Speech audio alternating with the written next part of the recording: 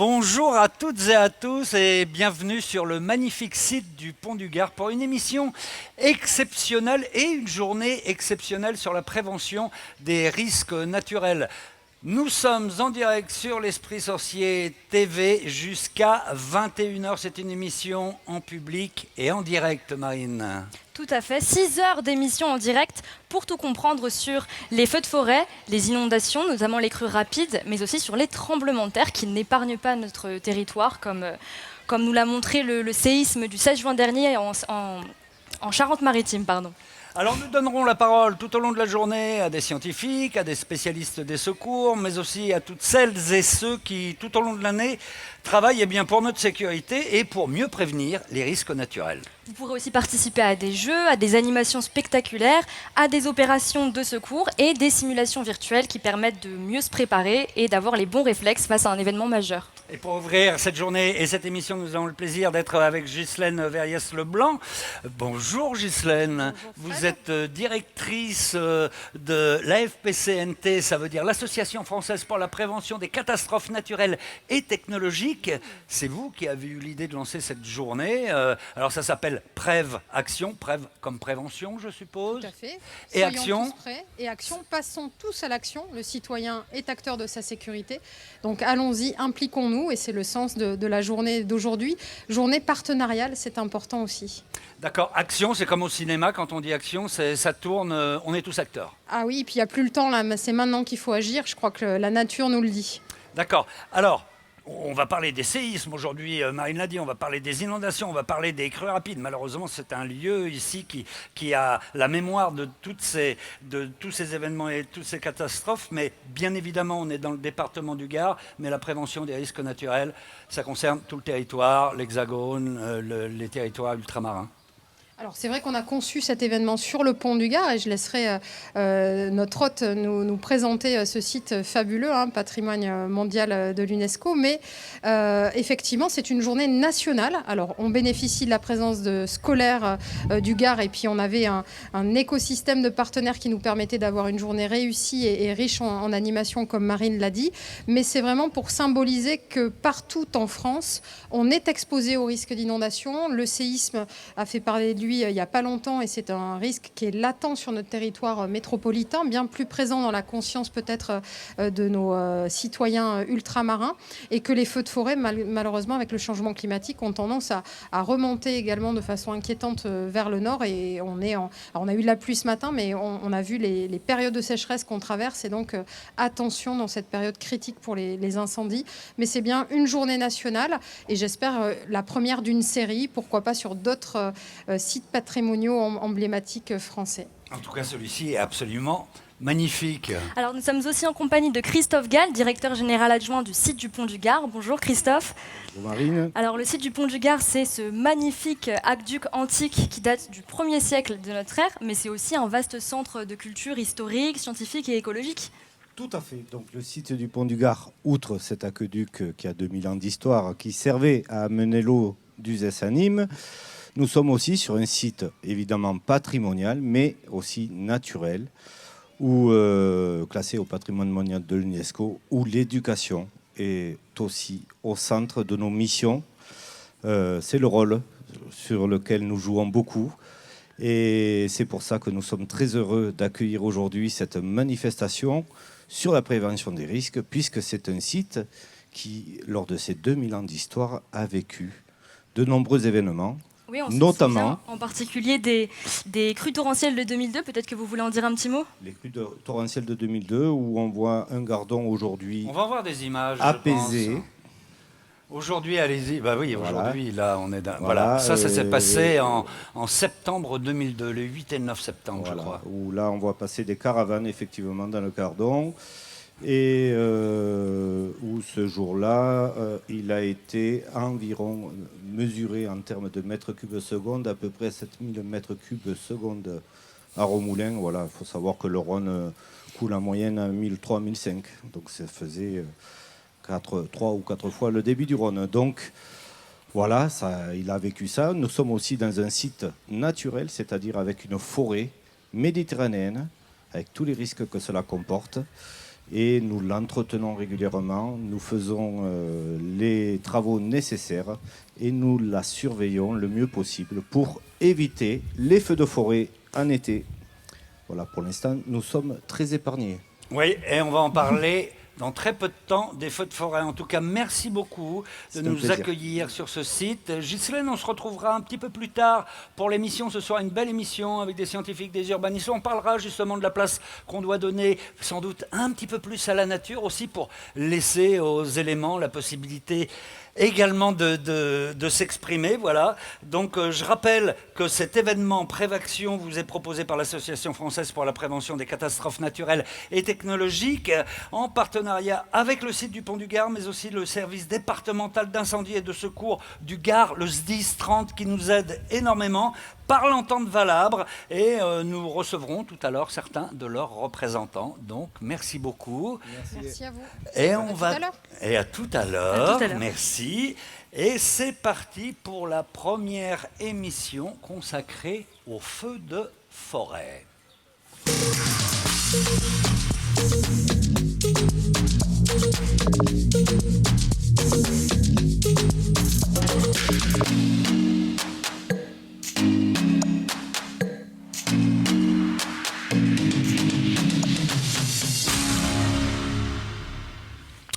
Les feux de forêt et de végétation, vous le savez, on le constate chaque été, ils sont de plus en plus nombreux et virulents. Oui, ils touchent essentiellement le sud de la France, mais avec le réchauffement climatique, les canicules et les sécheresses, ils ont tendance à remonter vers des régions plus au nord, sur les territoires qui sont peu habitués à ces incendies.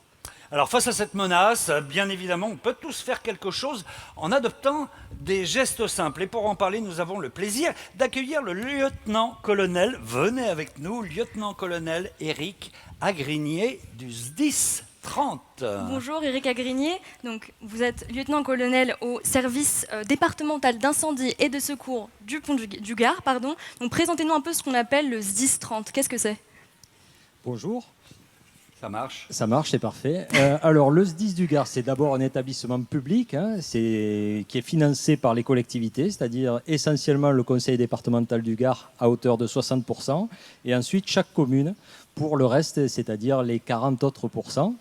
C'est un établissement public composé évidemment de personnel, essentiellement des sapeurs-pompiers, professionnels mais aussi volontaires. Donc pour le Gard, 700 sapeurs-pompiers professionnels, dont c'est le métier, évidemment, c'est leur carrière, et complété par plus de 2500 sapeurs-pompiers volontaires.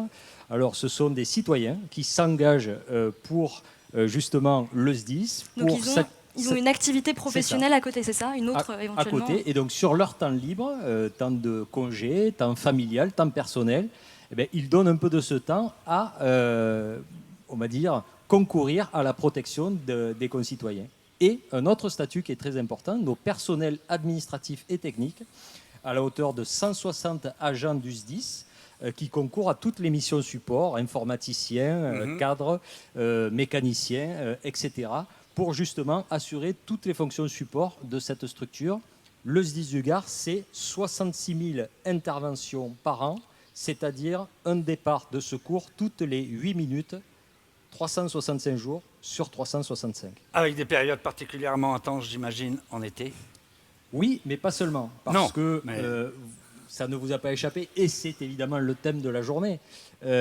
Nous avons le risque courant, c'est-à-dire nos interventions classiques, et puis, comme vous venez de le dire, des événements majeurs, très importants. Les inondations, on vient de le voir, 88, 2002, 2003 et d'autres années.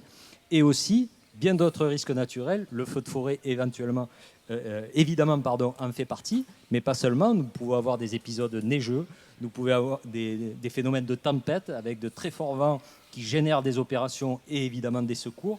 Donc nous sommes en fait un service qui s'adapte en permanence aux conditions climatiques. Et vous parliez des sapeurs-pompiers volontaires. Est-ce que vous êtes en permanence à la recherche de nouvelles recrues? Peut-être que ça intéresse des jeunes qui nous écoutent ou qui nous regardent. Oui, nous recrutons tous les ans, nous recrutons environ 200 sapeurs-pompiers parce que nous avons un turnover important dans cette partie de nos effectifs. parce que la vie évolue. Les jeunes, parfois, quittent le département après leurs études parce qu'ils ont trouvé du travail. Certains nous quittent parce qu'au bout d'un moment, c'est fatigant de concilier la totalité de cette activité en plus de la vie professionnelle qui leur est propre. Donc nous recrutons toute l'année, dans tout le département, des sapeurs-pompiers volontaires. Eric Agrigny, on pourra y revenir, mais pour le moment, j'aurais qu'on fasse une petite pause, parce que comme on dit sur les grandes chaînes, vous savez, place au direct. Et on a un événement assez exceptionnel qui est en train de se dérouler, puisqu'on a un Super Puma, c'est un hélicoptère qui s'est posé il n'y a pas très longtemps ici, et qui va nous faire une démonstration de comment on peut appeler ça, de largage, en fait, pour éteindre les feux de forêt. Est-ce que Jean, tu m'entends, qui doit être en duplex? Jean, tout près de, s'il n'y a pas trop de bruit, peut-être que tu nous entends. Je me trouve actuellement sur ce qu'on appelle la drop zone, c'est une sorte d'héliport improvisé. L'hélicoptère que vous voyez là, c'est un Puma, et c'est lui qui va nous servir pour l'exercice d'extinction de feu auquel vous allez assister. Il va venir capter de l'eau et puis le relâcher au-dessus du Gardon, la rivière qui passe sous le pont du Gard. Alors, l'équipe s'est briefée quelques minutes avant pour se coordonner, et on va se retrouver dans quelques instants, un peu plus tard, au plus près de l'action, pour vous expliquer le déroulement et vous présenter l'appareil, le matériel, etc. Je vous laisse assister au décollage. Il n'y en a plus pour très longtemps. Et vous verrez qu'en dessous se situe une sorte de cuvette en toile qu'on appelle un Bambi, et donc qui va pouvoir contenir jusqu'à 3200 litres d'eau. C'est assez énorme. Je vous laisse assister au décollage, et nous, on se retrouve dans quelques instants au plus près de l'action. À tout de suite.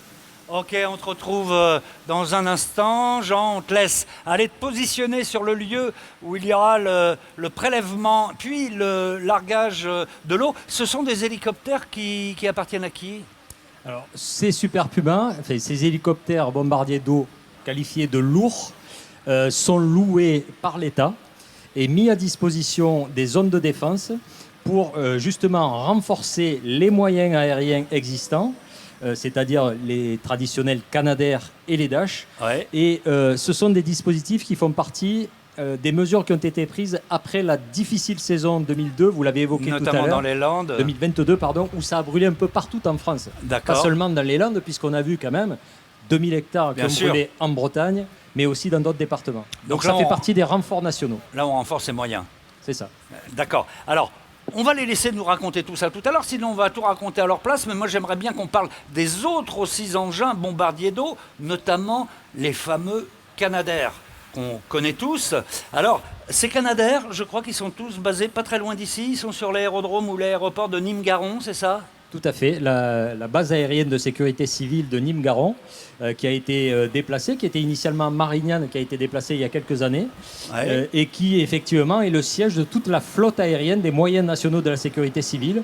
On l'a dit, 12 Canadair, c'est ce qui constitue aujourd'hui la flotte, et 8 Dash, qui sont des gros porteurs, puisque le Canadair fait 6000 litres, le Dash va jusqu'à 10 000 litres et peut larguer donc 10 tonnes d'eau d'un coup. Dites d'un coup, on voit le Super Puma qui est en train de s'élever au-dessus de nous. Voilà, il va aller se positionner sur le Gardon, puisque le pont du Gard, contrairement à son nom, ne passe pas au-dessus du Gard, mais bien du Gardon. Ah, alors, juste derrière nous. Voilà.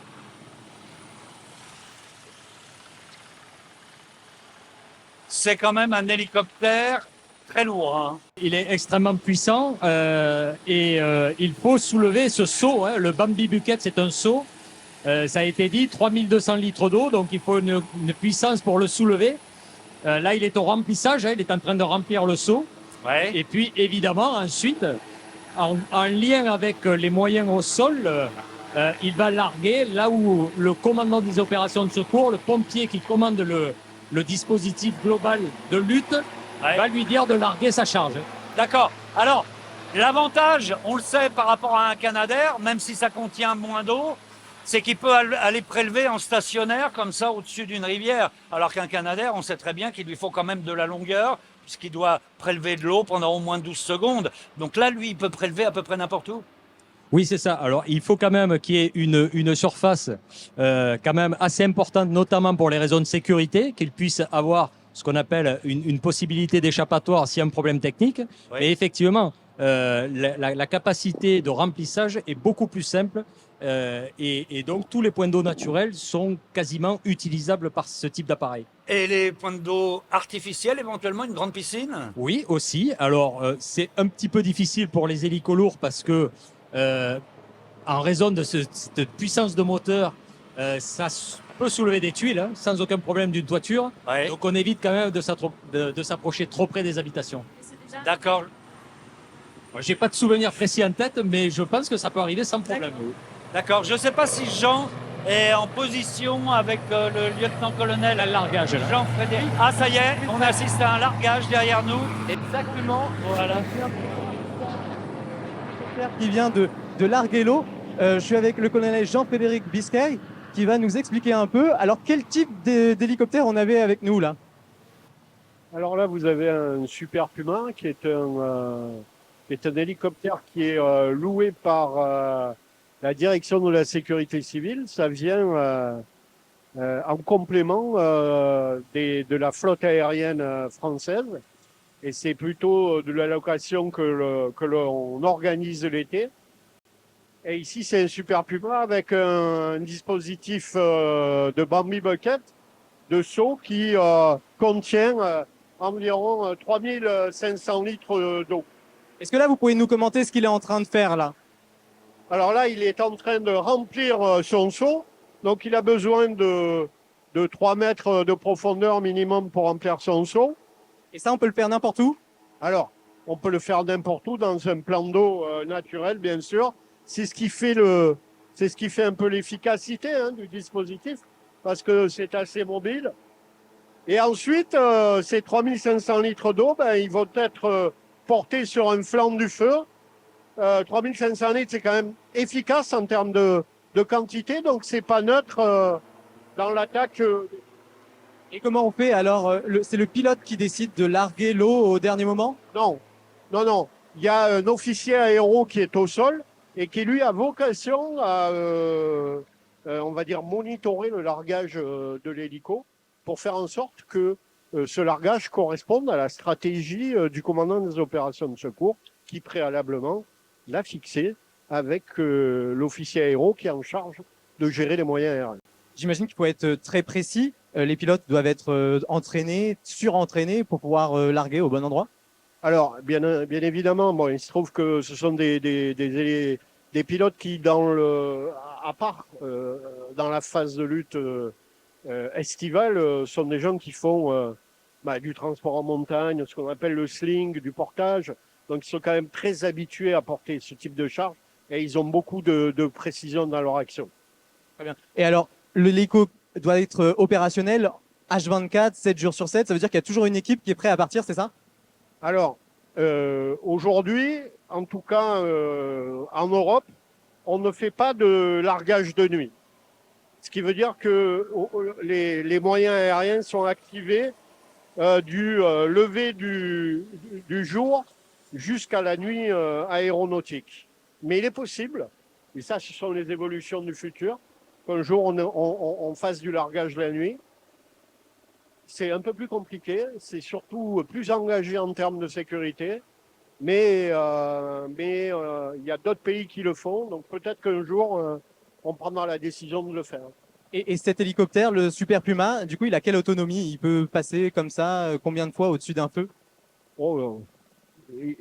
Ça dépend pas vraiment de l'autonomie de la machine, c'est plutôt la distance entre la zone de largage et le point de ravitaillement.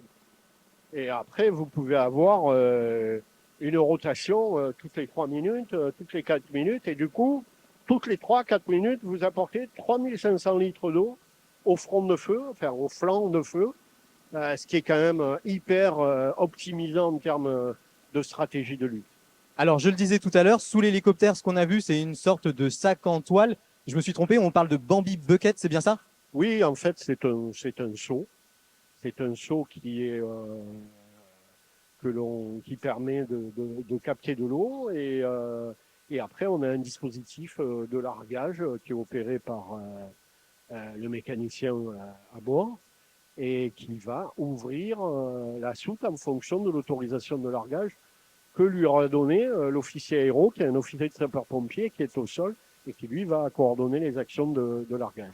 Alors, vous parlez de plusieurs personnes à bord. Jusqu'à combien de personnes on peut avoir dans cet hélicoptère et qui fait quoi?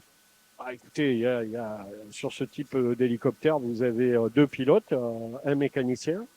Mais après, vous avez vu la taille, c'est des hélicos qui peuvent embarquer entre 10 et 20 personnes. Hein. D'ailleurs, ce sont des hélicos connus. Hein. Ils sont aujourd'hui engagés sur des théâtres d'opération de feux de forêt, mais cet hélico, depuis très longtemps, il est aussi engagé pour l'armée française. Donc, c'est un hélico très réputé qui est un vecteur de confiance. Et on en a beaucoup des hélicoptères de ce modèle en France? Alors, je suis pas capable de vous dire combien on a d'hélicoptères en tout de Super Puma. Ce que je peux vous dire, c'est que aujourd'hui, on en a 4 de ce type qui sont loués. Et bien entendu, on a d'autres types, de moyens souvent un peu plus légers, ce qu'on appelle plutôt des types B3 et qui ont des capacités autour de 900 litres. Voilà. Donc en hélico aujourd'hui, on est plutôt sur quelque chose qui varie entre 900 litres et 3500 litres. Très bien. Alors, on a l'habitude de voir les images de Canadair aussi. Qu'est-ce qui fait qu'on choisit plutôt un hélicoptère qu'un Canadair? Alors, souvent, j'ai envie de vous dire, historiquement, on avait surtout beaucoup d'avions. Il faut savoir qu'un avion, un Canadair notamment, d'abord, c'est un avion qui est amphibie. Donc, on peut optimiser les largages, hein, ce que je vous expliquais tout à l'heure pour l'hélico. Mais en même temps, c'est un avion qui a la capacité de larguer avec une certaine vitesse et qui donne de la force et de la charge au largage, qui favorise du coup l'extinction et qui rend beaucoup plus efficiente l'extinction. Un hélico, c'est un peu moins sur ce côté-là qu'on l'attend. Un hélico, l'avantage de ce type-là, c'est la précision. C'est quelque chose de plus chirurgical dans l'attaque. Donc j'ai envie de vous dire, finalement, le meilleur des mondes, c'est la complémentarité des moyens. Et si vous avez la chance de bénéficier et d'avions amphibies comme le Canadair, de Dash, qui est un avion de 10 000 litres, lui, qui emporte du retardant, ou des hélicos avec ce volume-là, écoutez, on est armé pour gagner la guerre. Super, merci Jean-Frédéric Bisquet pour toutes ces explications. On découvrira dans la suite de l'émission d'autres moyens de lutte, mais au sol cette fois. Très bien, merci. On se retrouve tout à l'heure pour une autre opération assez spectaculaire, mais autour des camions de pompiers, des sapeurs-pompiers du Gard, cette fois-ci. Eric, c'est intéressant, le lieutenant-colonel Jean-Frédéric Biscay en parlait quand même. Il y a un ordre qui est donné, c'est pas le pilote qui décide de larguer n'importe. Faut pas oublier que pendant qu'il y a des bombardiers au-dessus des forêts, il y a des sapeurs-pompiers dans la forêt. Donc on ne peut pas larguer à n'importe quel moment. Il y a un danger quand même pour ceux qui sont au sol. Oui, tout à fait. Jean-Frédéric l'a très bien expliqué. La clé de la réussite, c'est la complémentarité de l'ensemble des moyens. Et pour qu'un chantier soit bien mené, il faut un seul chef. Le chef, c'est le pompier, qui a une qualification de commandant des opérations de secours et qui dirige la totalité des moyens, qu'ils soient au sol ou en l'air. C'est un homme. C'est un homme qui a la fonction de commandant des opérations de secours, qui a suivi une formation spécifique pour cela et qui, bien sûr, grâce à des adjoints, chacune dans des parties, des chefs de secteur d'un point de vue du découpage géographique d'un feu, et plus le feu est étendu, plus on sectorise le chantier. Mais évidemment qu'il y a, Jean-Frédéric l'a évoqué, un officier qu'on appelle aéro qui s'occupe uniquement du volet aérien. Mais celui qui décide de tout, c'est le commandant des opérations de secours. C'est lui qui fixe la stratégie et tous les moyens de lutte concourent à réussir cette stratégie. D'accord. Je voudrais qu'on en revienne un petit peu au Canadair. Là, on a beaucoup vu les hélicoptères. C'est les Canadair qu'on voit traditionnellement comme ça. Alors, on va peut-être voir des images aussi parce qu'il y a les fameux Canadair. On en a vu quelques-unes. Et puis, il y a un autre avion qu'on connaît peut-être un peu moins qui s'appelle le Dash, c'est ça, et qui, lui, répand parfois de l'eau, mais rouge. Oui, alors... Effectivement, en différence, le Canadair, Jeff Biscay l'a évoqué, c'est un avion amphibie, donc il va il n'a pas besoin de se poser pour re-remplir. Il suffit qu'il ait une surface d'eau adaptée à ses besoins. Et donc, il va écoper en quelques secondes et remplir très rapidement sa charge de 6 tonnes d'eau. Un Canadair, c'est 6 tonnes.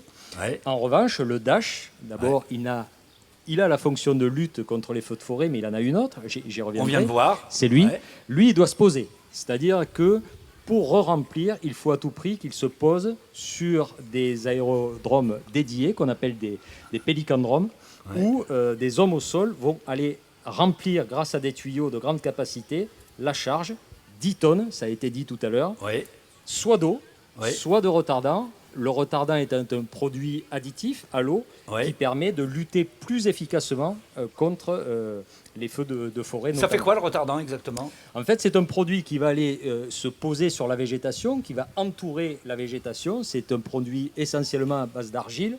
Et lorsque le feu va venir lécher la végétation, l'enveloppe, si vous voulez, d'argile qui va justement envelopper la végétation va permettre à la végétation de résister et le feu ne passe pas. Et c'est ce qui donne cette couleur rouge, donc. C'est pour ça que l'argile donne la couleur rouge. Alors, il y a une question qui va peut-être intéresser. Je sais qu'elle intéresse parce qu'il y a beaucoup de scolaires qui sont là aujourd'hui avec nous. Comment on devient pilote de Canadair? Alors, essentiellement, ce sont des pilotes qui ont suivi un cursus traditionnel d'apprentissage de pilote dans l'école de l'air, mais il y a surtout des militaires. C'est-à-dire... Ils viennent de l'armée. De l'armée, ils ont une piloté formation des de avions base. chasse, Voilà. par exemple. Et puis au bout d'un certain temps, parce qu'ils ont un certain nombre d'heures de vol, ils arrivent en limite de pouvoir continuer à piloter, notamment sur les avions de chasse ou autres, ils bifurquent vers la sécurité civile et continuent en quelque sorte à ces missions de sécurité civile, mais sous une autre forme. D'accord. On va voir tout à l'heure. On va aller faire un petit tour. On a eu la chance d'aller faire un reportage avec les pilotes de Canadair sur la base de Nîmes-Garons. Mais on va passer à autre chose, un autre aspect de votre métier qui est très spécial, je crois, aux sapeurs-pompiers du Gard. C'est ce qu'on appelle le brûlage dirigé. Alors, pour en savoir plus, parce que vous êtes venu ici pour faire des démonstrations, on va rejoindre Lorraine qui, je n'en doute pas une seconde, va mettre le feu. Oui, Fred, bonjour. J'ai le plaisir d'être avec le commandant Jérôme Jallet. Bonjour. Alors, c'est très étonnant, mais les pompiers utilisent aussi le feu pour combattre le feu. Aujourd'hui, on va parler de 2 techniques. Le brûlage dirigé, comme l'a dit Fred, et les feux tactiques. Il y a une technique qui est préventive, une de lutte active, mais les deux reposent quand même sur un même principe. Alors, comme vous le dites, il y a 2 techniques.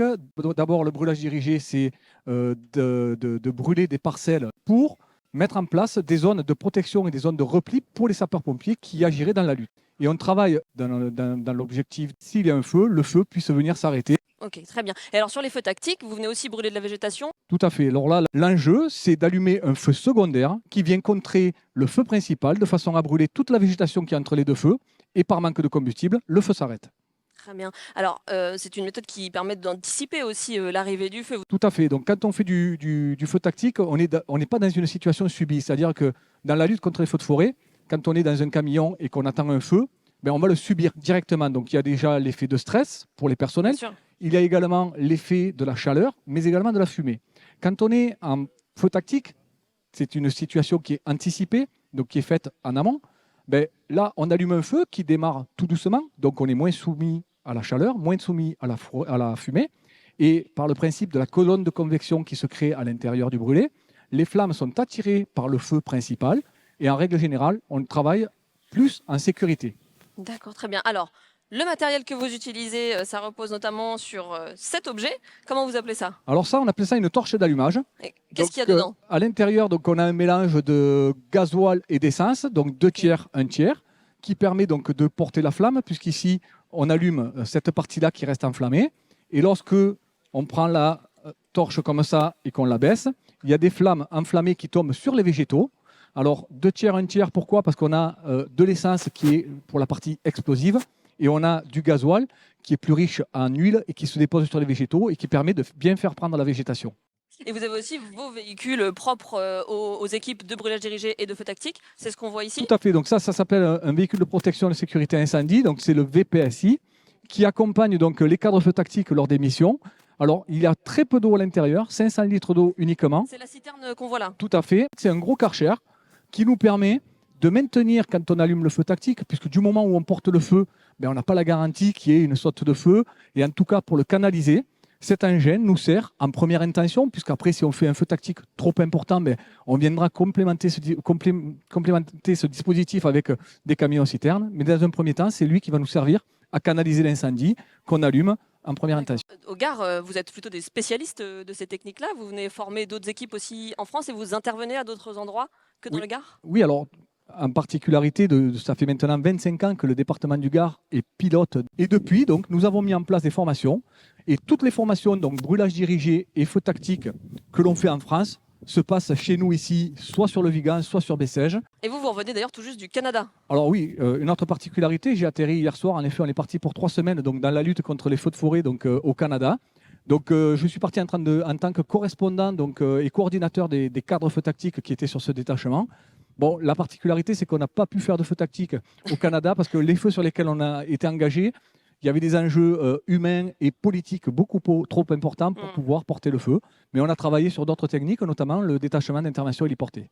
Merci beaucoup, commandant Jallet. C'est très impressionnant, très intéressant, incroyable d'apprendre que des pompiers mettent le feu pour lutter contre le feu. Merci beaucoup, Merci à vous. Fred. Je te rends la parole. Oui, bien évidemment, c'est pour lutter contre le feu. Éric Agrigné, vous entraînez beaucoup sur le terrain parce qu'il y a toujours quelque chose pour nous qui est impressionnant. Malheureusement, quand il y a une catastrophe, quand il y a des grands feux de forêt, on vous voit jour et nuit sur le terrain en train de travailler, mais ça ne s'improvise pas. Il faut quand même se préparer.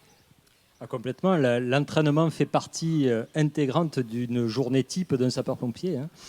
Tous les jours, lorsqu'un sapeur-pompier est de garde, il y a, durant sa journée de garde, un espace prévu pour la formation. Voilà.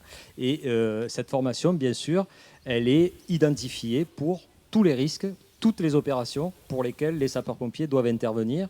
Les feux d'espace naturel, évidemment, mais tous les autres, puisque les matériels qui sont mis à notre disposition évoluent en permanence, que ce soit pour le secours à personne, le secours routier, l'inondation, le feu de forêt, etc.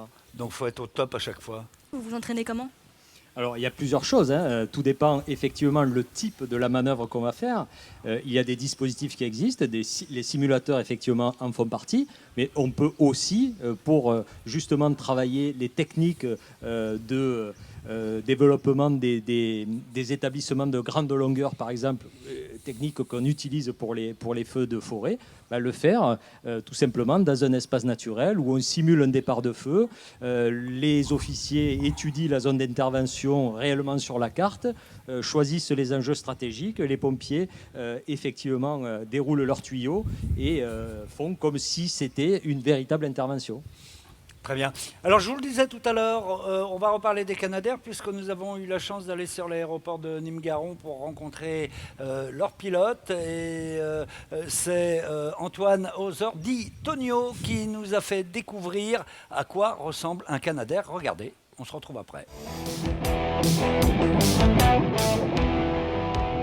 Tonio, le Canadair, c'est un engin un peu particulier quand même, parce que ça ressemble évidemment à un avion, mais aussi un peu à un bateau. Bah oui, tu as raison, parce que regarde, c'est un avion amphibie, en fait, c'est la particularité. C'est un avion qui a les caractéristiques d'un avion, évidemment, mais aussi celle d'un bateau. Et ça, c'est drôle. Alors, tu vois, par exemple, on voit la forme de la coque, qui ressemble à une carène de bateau. Il y a des amarres. Oui, exactement, il y a les amarres. Si jamais en Amérique, on a besoin de s'amarrer à une bouée, on a besoin de boutes. Il y a une boute, il y a une ancre, il y a une gaffe aussi, tu sais, la gaffe pour accrocher la corde, le boot. Ouais. Il y a des amarres là qu'on peut voir. Vraiment, c'est vraiment la même conception qu'un bateau, effectivement. Ouais. Et alors, c'est un avion qui semble aussi large que long. Oui, c'est vrai, c'est un avion de drôle dimension. Il fait 30 mètres de large, 20 mètres de long. Ah, il est plus large. À peine plus large. Et donc, c'est vrai que ça lui donne une forme un peu carrée. Vous le chargez de tonnes d'eau. Combien de tonnes à peu près ? On charge à 6 000 litres d'eau, soit 6 tonnes d'eau après l'écopage. Eh ben justement, on va aller voir derrière comment ça se passe pour écoper et puis aussi pour larguer l'eau.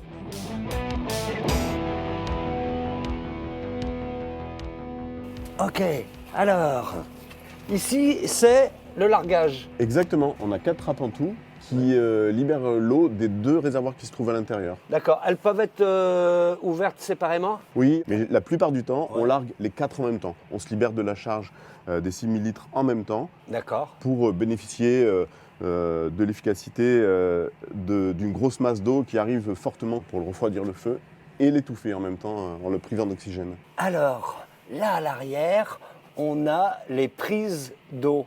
C'est par là qu'on remplit. Oui, exactement. C'est étonnant, hein, on imagine quelque chose qui est énorme, mais non. Tu peux nous le montrer, nous l'ouvrir? Oui, alors les prises d'eau, ça s'appelle des écopes. Ouais, les écopes. Il y en a 2 de part et d'autre du fuselage. Ça, c'est les écopes. On les sort par l'utilisation d'un petit bouton à l'intérieur qui est actionné par le copilote. Et finalement, comme tu vois, mais elles sont vraiment pas grandes, hein, elles sont la taille d'une main. Voilà, il y a 2 écopes et on prend 6000 litres d'eau en 12 secondes environ. Ça suffit. Oui, ça suffit. D'accord. Donc, tout rentre par là, en 12 secondes, tu remplis tes réservoirs d'eau. Voilà, on remplit donc les 2 réservoirs. Chaque écope remplit son réservoir. Et on écope à une vitesse environ de 130 km/h. Un Canadair, c'est un hydravion. Oui, complètement. Et au bout des ailes, on a ce que vous appelez des ballonnets. Ils servent à quoi? Quand on est arrêté, l'avion va pencher d'un côté ou de l'autre en fonction du vent. Et pour éviter que l'aile n'enfourne dans l'eau, il y a ces petits ballonnets qui sont là et qui retiennent l'avion à la surface de l'eau. Il faut être parfaitement horizontal, alors quand on écope, il ne faut pas toucher. Exactement, voilà. On est limité, 3 degrés d'inclinaison suffisent pour que le ballonnet touche l'eau. Et comme on écope à une vitesse assez forte, si le ballonnet touche, on risque de modifier sa structure.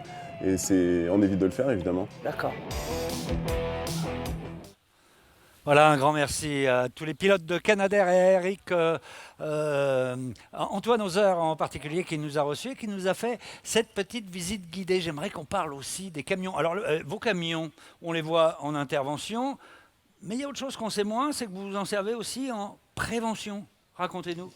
Oui, alors, un camion de base vraiment de lutte va être présenté. Alors, ces camions sont positionnés pour répondre à la stratégie nationale de lutte contre les feux de forêt. C'est quoi la stratégie nationale? C'est très simple, c'est détection précoce des départs de feu et attaque massive des feux naissants. En gros, plus vite je détecte le feu, plus vite je peux intervenir et évidemment, mieux je suis efficace. Oui. Pour cela, on a des camions. Oui. On en a 80 de ce type dans le département du Gard. Quand même. Oui. Ouais. Et l'été, on les positionne en groupe de 4, ce qu'on appelle un groupe d'intervention feu de forêt, commandé par un officier qui a un niveau de formation spécifique. Et ces groupes de 4 sont positionnés directement dans les massifs forestiers, là où l'analyse du risque est la plus élevée. Par rapport aux conditions météo, dessèchement des végétaux, force du vent, etc. Et on les met directement dans les massifs forestiers, comme ça. Ça gagne du temps au cas où, malheureusement. On frappe plus vite et plus fort. Ils sont toujours prêts à agir, en fait. Exactement, ils sont directement prêts à agir et c'est comme ça qu'on les utilise d'ailleurs. Alors c'est complètement incroyable parce que vous approchez tellement près du feu qu'il faut savoir mettre en place parfois des systèmes d'autoprotection et les camions ont leur propre système aujourd'hui d'autoprotection. C'est ce qu'on va voir tout de suite avec Jean. Oui Fred, alors vous avez découvert tout à l'heure des moyens de lutte aériens. Cette fois-ci, on va vous faire découvrir les moyens de lutte au sol. Et donc, on va vous faire découvrir un camion un peu spécial. Vous allez voir, il a une arme secrète. Et pour en discuter, je suis accompagné du lieutenant Steve Ladoé. Bonjour. Bonjour. Alors, vous êtes adjoint au chef du centre de secours de Fournes. Est-ce que vous pouvez nous présenter donc, ce camion, sur quel type de terrain il peut aller ou sur quel type de feu? Alors c'est un camion citerne feu de forêt qui est conçu spécifiquement pour aller sur des milieux un petit peu reculés, des pistes, qui est capable de faire du franchissement. Il a un dispositif 4x4 et il intervient notamment sur des feux, des feux espaces naturels, donc des feux de type broussailles, herbes et feux de forêt. Là, on a un exemplaire, mais vous en avez d'autres, des exemplaires comme celui-ci? Oui, dans chaque centre, on a plusieurs camions. Sur Fournes, on a 3 C7. Ok. Et alors, à l'intérieur, il y a beaucoup d'espace. Combien de personnes on peut mettre à bord? Alors, il y a 4 personnels. Donc, un chef d'agré qui dirige les camions et le personnel. Un conducteur qui a, au-delà d'être conducteur poids lourd, a reçu une formation pour la conduite des engins spéciaux sur le tout-terrain et sur les ponts. Et derrière, bien évidemment, nous avons 2 équipiers feux de forêt. Très bien. Alors, ce camion, son but, c'est évidemment d'éteindre les feux. Donc, il a une grosse citerne. Combien de litres d'eau est-ce qu'il peut embarquer? Alors, le camion a une citerne de 4000 litres. 4000 litres. Donc, ces 4000 litres, nous avons 400 litres qui sont dédiés à l'autoprotection, qu'on présentera tout à l'heure. Et ensuite, 100 litres pour du mouillant. Donc ce camion a, je disais tout à l'heure, une arme secrète. C'est quoi? C'est un système d'autoprotection, c'est ça? En quoi ça consiste? Alors effectivement, c'est un système d'autoprotection qui permet un espace de survie dans la cabine si les pompiers se font prendre par le feu. Très bien. On fait la démonstration. Est-ce qu'on peut lancer, je vous laisse faire signe à votre collègue. On va donc mettre en route ce système. Est-ce que ça arrose toute la carlingue? À quel moment on le met en route finalement? On le met en route en dernier recours, quand les pompiers sont en danger de mort concrètement, puisque c'est l'espace de survie. Et donc il y a une protection qui se fait au niveau de la cabine, et il y a des buses aussi qui se font au niveau des roues et à l'arrière du camion. Mais l'essentiel de la protection se fait autour de la cabine. L'idée, c'est vraiment d'avoir une bulle de protection. Combien de temps on peut rester dans le camion comme ça, protégé? On a une autonomie d'environ 5 minutes. 5 minutes, le temps que le feu passe et qu'on puisse ou se dégager de la zone ou rester dans le camion et sortir une fois que les fumées et les feux sont passés. D'accord. Le but, c'est de protéger évidemment les pompiers. C'est pas qu'ils s'en aillent, qu'ils puissent évacuer, partir hors du feu, non? S'il y a la possibilité, on va s'évacuer avec le camion, mais c'est vraiment de garder cet espace de survie dans la cabine pour être protégé. À l'intérieur, on a aussi des masques, puisque du coup, l'air devient irrespirable. Combien de temps, là aussi, on peut tenir avec ces masques? Alors, on a un système d'air respirable. Donc, c'est concrètement des masques qui sont reliés sur une bouteille d'air comprimé. À l'intérieur, on a 5 masques. On en a un de secours en plus pour accueillir quelqu'un. Et il y a également une autonomie de 5 minutes. Très bien. Et alors, là, je vous laisse nous décrire ce qu'on voit actuellement. Est-ce que l'eau que vous envoyez est additionnée d'un produit spécial ou c'est tout simplement de l'eau basique? Non, c'est l'eau qui est dans la citerne, mais comme je vous disais tout à l'heure, c'est de l'eau il y a une citerne qui est dédiée à ça. Et comme vous pouvez voir, là, la cabine est entièrement protégée. Il y a une brumisation qui se fait autour de la cabine, des pneus et à l'arrière au niveau des tuyaux et de la pompe. Alors ça, ce système, il n'est pas présent sur tous les camions. Hein. C'est exceptionnel sur celui-ci, sur ceux qui doivent intervenir finalement sur les feux de forêt. Exactement, c'est un système qui est sur les camions dédiés à l'attaque de lutte sur les espaces de feu naturel. Très bien. Et une fois que le système est en route, on peut l'arrêter à tout moment si on a envie ou... Oui, effectivement. Donc, il y a un système d'action de boutons pour l'enclencher et pour le déclencher. Ce que je ne vous ai pas dit aussi également, c'est que ce système d'autoprotection est sur le moteur. C'est le moteur qui entraîne la pompe. Si le camion venait à caler, pour diverses raisons, on a une pompe de secours, une pompe électrique qui va prendre le relais. Très bien. Et alors, si c'est la situation extrême, ça, est-ce que vous avez déjà vécu ce genre de situation? Alors, j'ai déjà vécu des situations un petit peu tendues où on a dû se replier et partir de la zone d'intervention, mais je n'ai jamais activé l'autoprotection sur un sinistre. Est-ce que vous connaissez certains de vos collègues qui ont dû le mettre en route et comment ils l'ont vécu? Ah oui, effectivement, j'ai des collègues qui l'ont mis en route. Le système a répondu concrètement à ce qu'on recherchait. Ils ont été protégés. Et ce qu'il en ressort, c'est qu'en fait, on a un entraînement spécifique par rapport à ça pour ne pas être surpris et pour pouvoir avoir les gestes réflexes en cas de. Et en quoi ça consiste cet entraînement? Vous pouvez nous en dire un peu plus? Il y a déjà une formation initiale que font tous les sapeurs-pompiers qui se différencie en plusieurs phases. La première phase, c'est une phase un petit peu personnelle sur une plateforme de connaissances. Ouais. Ensuite, il y a un accompagnement ensemble qui se fait pour mettre un petit peu des images à ce qu'on a vu. Et ensuite, on a une phase de présentiel en stage avec des mises en situation professionnelles pour recréer ce type d'événement.